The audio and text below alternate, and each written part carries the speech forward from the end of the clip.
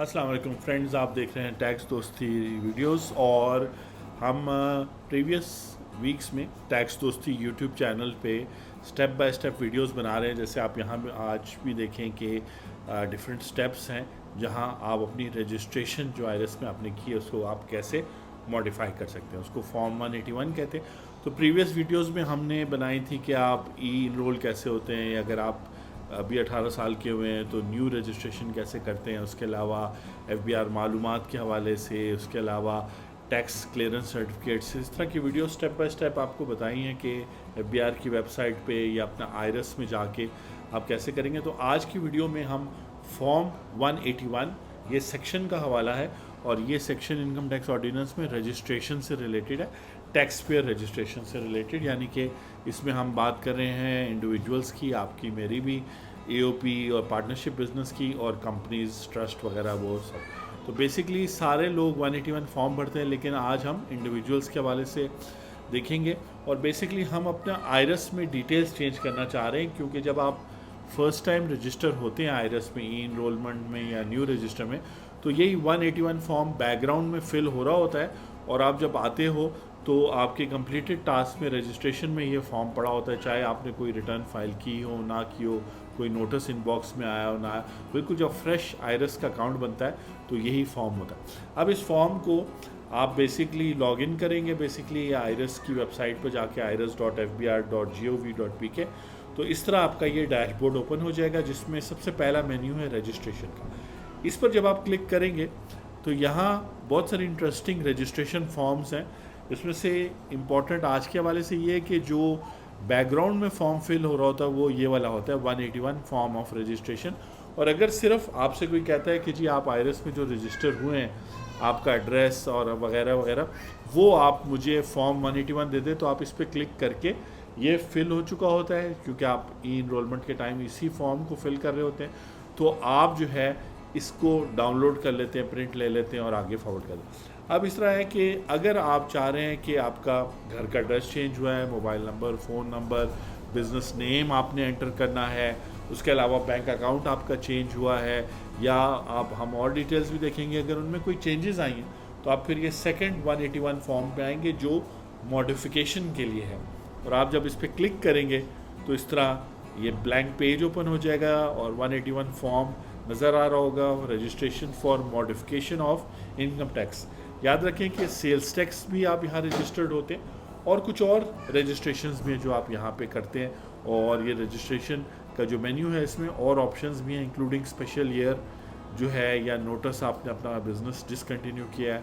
हम previous video में tax clearance certificate के हवाले से इस सेक्शन का रेफरेंस भी मैं दे रहा था। तो आप जब 181 फॉर्म फॉर मॉडिफिकेशन को क्लिक करेंगे तो इस तरह वो आपसे पीरियड पूछेगा। तो आज हम 3 जुलाई है, तो इस वक्त हम टैक्स ईयर 2024 में है। आप टाइप करेंगे इस पीरियड में और ये मैग्नीफाइंग ग्लास या सर्च का बटन दबाएंगे तो आपके पास टैक्स पीरियड आ जाएगा। 1 जुलाई 2023 से लेकर 30 जून 2024 तक का जो टाइम है उसे tax period, normal tax year 2024 कहा जाता है। आप सेलेक्ट करेंगे तो इस तरह से ये फॉर्म ओपन हो जाएगा, 181 रजिस्ट्रेशन फॉर्म, इसमें टैक्स पीरियड यहाँ शो हो रहा होगा।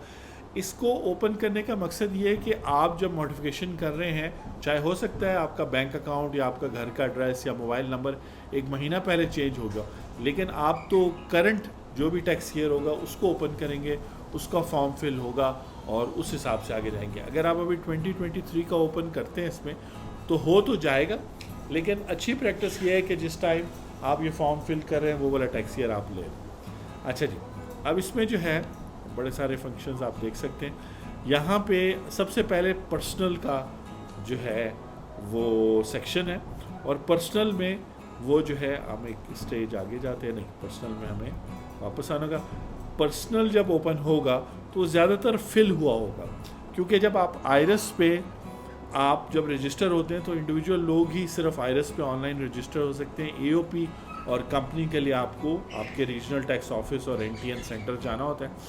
टाइप में फिर वो यहाँ पे पर्सन लिखा होता है, उसके अलावा यहाँ पे नेम आ जाता है आपका। ज़ाहिर बात है अगर आप ई इनरोल हुए तो CNIC आपने दिया तो उन्होंने नेम आपका वहाँ से ले लिया है। रजिस्टर्ड एड्रेस जो आपने वहाँ दिया होता है वो आ जाता है। उसके अलावा यहाँ डेट ऑफ बर्थ वगैरह आ जाती है। अगर कंपनी होगी तो फिर इनकॉर्पोरेशन या पार्टनरशिप डीड की जो डेट है वो यहाँ आ जाएगी। Accounting period, normal accounting period 1 जुलाई को शुरू होता है और 30 जून को ख़त्म होता है। फिर आपका जो आपने वहाँ करंट सर्विस प्रोवाइडर वगैरह दिया होगा, जैसे यहाँ पे वारिद लिखा हुआ है, फिर मोबाइल नंबर वगैरह आपने जो मोबाइल नंबर दिया होगा वो यहाँ पर आ रहा होगा और सेकंड टाइम वो ब्लैंक होगा। जब आप चेंज करना चाहते हैं अपना सेल नंबर यहीं पर, तो आप जो है यहाँ पर इसको एंटर करेंगे और यहाँ पर जब आप सेकंड टाइम एंटर करेंगे और सबमिट दबाएंगे तो कोड्स जनरेट हो जाएंगे और इस ईमेल पर और वो जो नया मोबाइल नंबर आपने एंटर किया है उस पर कोड्स जाएंगे जो यहीं पे आपको सबमिट के पास ही आपके पास फील्ड्स ओपन हो जाएंगे, उसमें सबमिट करेंगे तो यहीं से आप अपने सेल नंबर भी चेंज कर सकते हैं, ईमेल भी चेंज कर सकते हैं।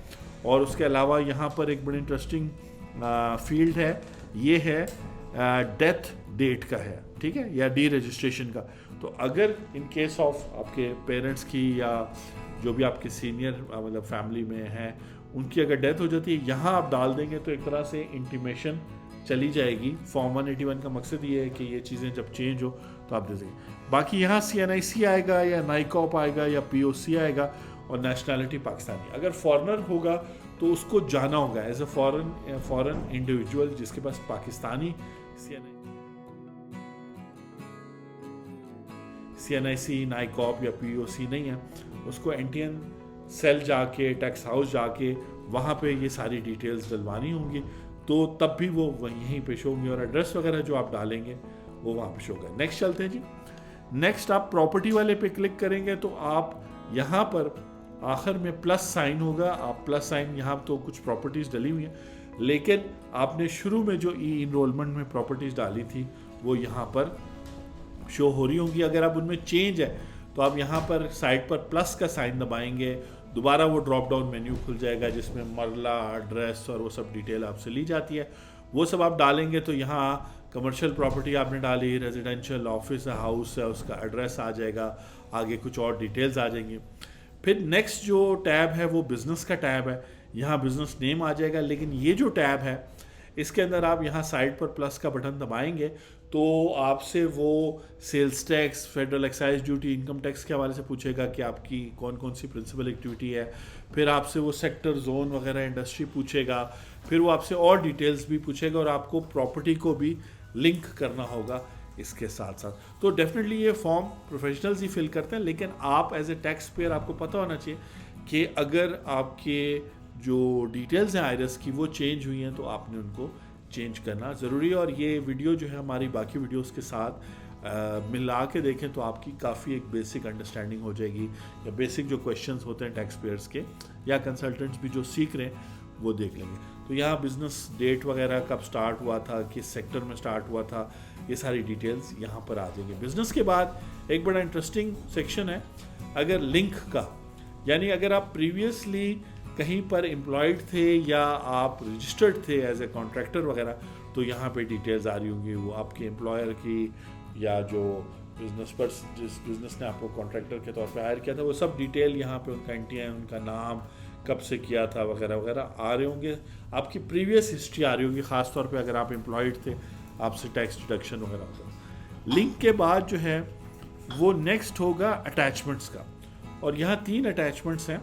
एक अटैचमेंट में तो बेसिकली आप शो करेंगे प्रीवियस फॉर्म अटैच करेंगे कि जी ये प्रीवियस मेरी ये डिटेल्स थी। नेक्स्ट जो है वो आप एविडेंस करेंगे रेजिडेंस का, या वो जो आपने एड्रेस दिया है उसका रेंटल एग्रीमेंट या ओनरशिप एग्रीमेंट, और ये तीनों डॉक्यूमेंट्स आपसे तब मांगे जाएंगे कंपल्सरी तौर पे जब आप बिज़नेस यहाँ रजिस्टर करेंगे, ठीक है जी। और थर्ड में कोई पिछले 3 मंथ्स में से किसी एक मंथ का बिजली का बिल, ये प्लस साइन दबाएंगे, वो PDF के लिए वो विंडो ओपन हो जाएगी, आप PDF फॉर्मेट में उसको अटैच करेंगे और फाइल करेंगे। इसके बाद बैंक वाला सेक्शन है, बैंक अकाउंट वाला, लेकिन सिक्योरिटी पर्पज़ के लिए मैंने वो शो नहीं किया। उसके अंदर भी आप प्लस साइन दबाएंगे जैसे यहाँ पे होता है, और आप बैंक की डिफरेंट डिटेल्स इंक्लूड करेंगे, specially IBAN number, international bank accounting number जो है वो एंटर ज़रूर करेंगे। और उसके अलावा बैंक ब्रांच वगैरह जो है आपको सर्च करनी पड़ेगी बैंक नेम और सिटी से। फॉर एग्ज़ाम्पल आप कहेंगे हबीब बैंक लाहौर, तो जितनी भी ब्रांचेज़ हैं वो आ जाएंगी, उनमें से फिर आप अपनी ब्रांच चूज़ करेंगे और वो अल्फ़ाबेटिकली अरेंज होती हैं। तो DHA वगैरह पहले आ जाएगा, फिर फॉर एग्ज़ाम्पल दूसरी सोसाइटी गुलबर वगैरह, तो अल्फ़ाबेटिकली वो अरेंज होती है। तो ये था तरीका जी, अगर आपने अपने 181 फॉर्म को अमेंड करना है। आई होप कि इस शॉर्ट वीडियो से आपको एक बेसिक आइडिया हो गया। आप खुद भी कर सकते हैं, लेकिन मैं सजेस्ट करूँगा कि अगर आप किसी tax firm, accounting firm, individual consultants, income tax practitioners जो होते हैं, एडवोकेट्स जिनकी टैक्स की प्रैक्टिस है, या प्रोफेशनल अकाउंटेंट्स, उनको अपना आयरस की मेंटेनेंस का पूरे साल, क्योंकि हमारा कॉन्सेप्ट ये है कि साल में सिर्फ एक दफ़ा टैक्स रिटर्न फाइल करनी नहीं। अगर आप चाहते हैं कि आपको FBR हरासमेंट का सामना बाद में ना हो, आपको छोटी छोटी बातों पे आपको FBR वाले बाद में तंग ना करें, तो एक दफ़ा जब आप आयरस में अकाउंट बना लेते हैं तो एक प्रोफेशनल जैसे टैक्स दोस्ती की टीम है या किसी भी प्रोफेशनल टीम को आप जो है हमने आयरस का अकाउंट पहले खुद बनाएं, उसका login password, mobile number, email आपका ही होना चाहिए ताकि उनके कंट्रोल में ना आए, और फिर आप उनसे शेयर करें व्हाट्सएप वगैरह पे, और फिर वो आपके अकाउंट को पीरियोडिकली हर 3 महीने बाद देखें कोई नोटिस तो नहीं आया, आपसे पूछें कोई एड्रेस में चेंज तो नहीं आया, आपका एम्प्लॉयर तो चेंज नहीं हुआ।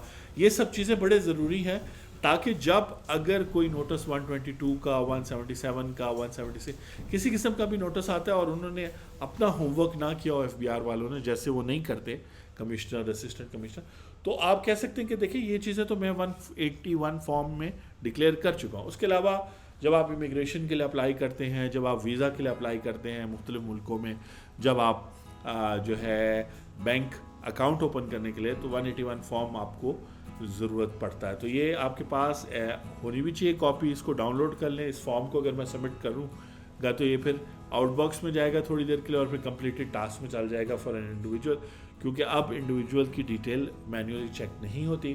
तो मैं था आपका टैक्स दोस्त और टैक्स होस्ट एंथनी विलियम्स। आप देख रहे थे फॉर्म 181 यानी आयरस की बेसिक डिटेल्स को चेंज करने की, और यहाँ पर जो है अपना मोबाइल, ईमेल वगैरह चेंज हो सकता है। नेम चेंज के लिए कंप्लेंट करनी होती है, उसकी कोई और वीडियो बनाएंगे।